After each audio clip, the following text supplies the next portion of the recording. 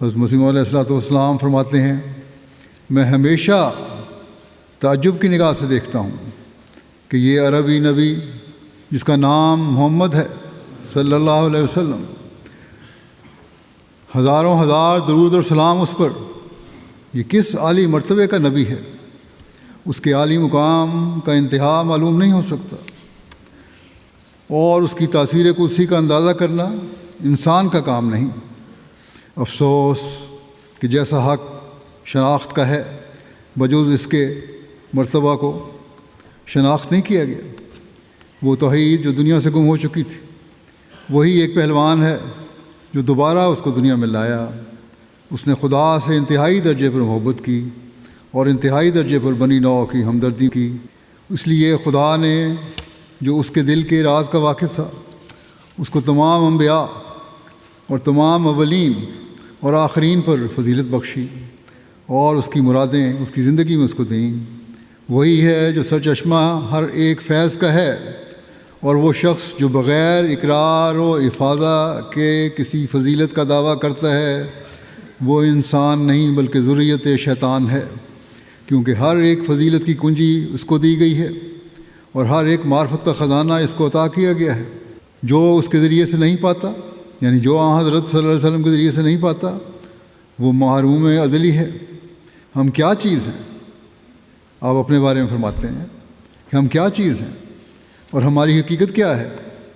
ہم کافر نعمت ہوں گے اگر اس بات کا اقرار نہ کریں کہ توحید حقیقی ہم نے اس نبی کے ذریعے سے پائی، زندہ خدا کی شناخت ہم اس کامل نبی کے ذریعے سے اور اس کے نور سے ملی، اور خدا کے مکالمات و مخاطبات کا شرف بھی جس سے ہم اس کا چہرہ دیکھ سکتے، یعنی خدا کا چہرہ دیکھتے ہیں، اسی بزرگ نبی کے ذریعے سے ہمیں میسر آیا، جس آفتاب ہدایت کی شعاع دھوپ کی طرح ہم پر پڑتی ہے، اور اس وقت تک ہم منور رہ سکتے ہیں جب تک کہ ہم اس کے مقابل پر کھڑے ہیں۔ پھر ایک جگہ فرماتے ہیں ہم جب انصاف کی نظر سے دیکھتے ہیں تو تمام سلسلہ نبوت میں سے اعلیٰ درجے کا جوان مرد نبی اور زندہ نبی اور خدا کا اعلیٰ درجے کا پیارا نبی صرف ایک مرد کو جانتے ہیں، یعنی وہی نبیوں کا سردار، رسولوں کا فخر، تمام مرسلوں کا سرتاج، جس کا نام محمد مصطفیٰ اور احمد مجتبیٰ صلی اللہ علیہ وسلم ہے۔ اس کے زیر سایہ 10 دن چلنے سے وہ روشنی ملتی ہے جو پہلے اس سے 1000 برس تک نہیں مل سکتی تھی۔ وہ کیسی کتابیں ہیں جو ہمیں بھی اگر ہم ان کتابیں ہوں مردود اور مخذول اور سیاہ دل کرنا چاہتی ہیں۔ کیا ان کو زندہ نبوت کہنا چاہیے جن کے سائے سے ہم خود مردہ ہو جاتے ہیں، یعنی دوسرے مذاہب کی کتابیں؟ یقیناً سمجھو کہ یہ سب مردے ہیں، کیا مردے کو مردہ روشنی بخش سکتا ہے؟ تمام دوسرے مذاہب تو اب ختم ہو چکے ہیں۔ اسی تسلسل میں آپ صلی اللہ علیہ وسلم کے مقام و مرتبہ کو بیان فرمایا۔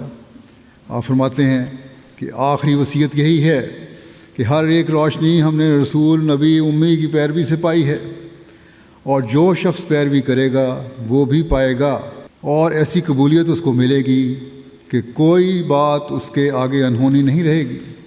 زندہ خدا جو لوگوں سے پوشیدہ ہے اس کا خدا ہوگا، اور جھوٹے خدا سب اس کے پیروں کے نیچے کچلے اور روندے جائیں گے۔ وہ ہر ایک جگہ مبارک ہوگا اور الہی قوتیں اس کے ساتھ ہوں گی۔ ہماری مخالفت میں والے جو لوگ ہیں وہ بتائیں کہ کیا وہ اس زندہ خدا کو ہی خدا سمجھتے ہیں؟ عمل ان کی اکثریت کے تو ایسے ہیں کہ لگتا ہے کہ ان کے خدا دوسرے ہیں اور حقیقی خدا کو بھول گئے۔ غور کریں اور دیکھیں حقیقت کیا ہے، بجائے الزام تراشیاں کرنے کے جماعت احمدیہ پر۔ حضرت مسیح موعود علیہ السلام اپنے ایک کلام کا ذکر کیا ہے ایک جگہ، فرمایا اس کی وضاحت کرتے ہوئے آپ نے فرمایا یہ الہام ہوا مجھے کہ صلی علی محمد و آل محمد سید ولد آدم و خاتم النبیین، اور درود بھیج محمد اور آل محمد پر جو سردار ہے آدم کے بیٹوں کا اور خاتم الانبیاء ہے صلی اللہ علیہ وسلم۔ فرمایا یہ اس بات کی طرف اشارہ ہے کہ سب مراتب اور تفضلات اور عنایات اسی کے تو فیض سے ہیں، اور اسی سے محبت کرنے کا یہ صلہ ہے۔ فرمایا سبحان اللہ، اس سرور کائنات کے حضرت احدیت میں یعنی خدا تعالیٰ کے ہاں کیا اعلیٰ مراتب ہیں، اور کس قسم کا قرب ہے اس کا کہ اس کا محب خدا کا محبوب بن جاتا ہے اور اس کا خادم ایک دنیا کا مخدوم بن جاتا ہے۔